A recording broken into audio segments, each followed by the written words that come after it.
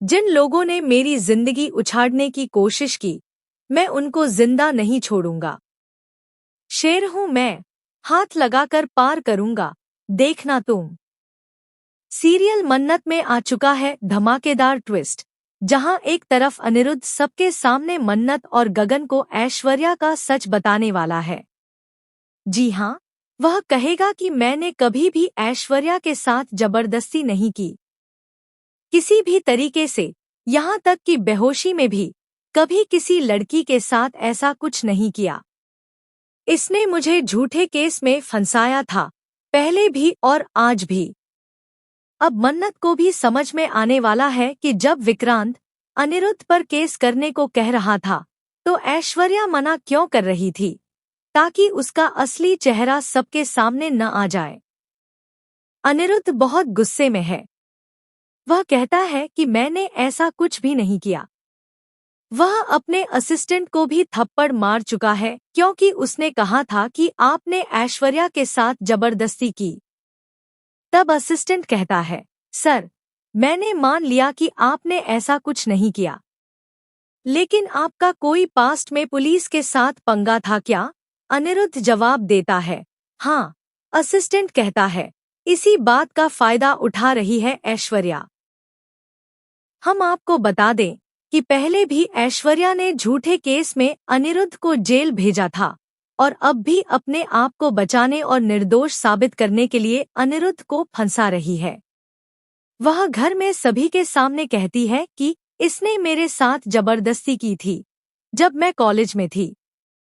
दूसरी तरफ मलिका मन्नत को गंदा खून कहती है और विक्रांत की मां को भड़काती है, देख लो, विक्रांत मुझे डिवोर्स देने वाला है और जैसे ही देगा, मन्नत से शादी कर लेगा और उस गंदे खून को इस घर में बहू बनाकर लाएगा। विक्रांत की मां गुस्से में कहती है, मैं ऐसा कभी नहीं होने दूंगी। तभी विक्रांत के पापा कहते हैं, मैंने पहले अपने बेटे के खिलाफ जाकर गलत फैसला लिया था, अब ऐसा कुछ नहीं करूंगा। और तुम भी मलिका के हिसाब से नहीं, बल्कि अपने हिसाब से सोचो कि क्या सही है और क्या गलत। हमारे बेटे ने पहले भी हमें चेताया था। रही बात मन्नत की, अगर इतना कुछ होने के बाद भी मलिका जेल नहीं गई है, तो उसका कारण सिर्फ मन्नत है, क्योंकि उसने कोई केस नहीं किया। बेचारी मन्नत अपने पापा के बारे में सुनकर टूट जाती है। दूसरी तरफ ऐश्वर्या इसका फायदा उठाती है और मन्नत से कहती है, तुम्हारी गलती नहीं है बेटा, गलती उस आदमी की है। मन्नत और विक्रांत फैसला करते हैं कि वे ऐश्वर्या को इंसाफ दिलाएंगे और उसके खिलाफ केस करेंगे। विक्रांत अनिरुद्ध के खिलाफ केस करने को तैयार हो जाता है, लेकिन जब ऐश्वर्या को पता चलता है, वह घबरा जाती है, नहीं, मैं ऐसा नहीं कर सकती।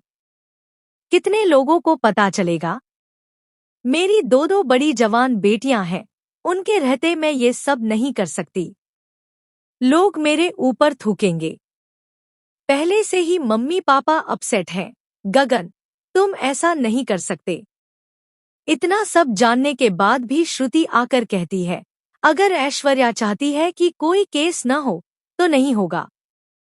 आगे पूजा के दौरान अचानक अनिरुद्ध आता है और ऐश्वर्या को मुंह दबाकर वहां से गायब कर देता है। किसी को कानों कान खबर नहीं होती।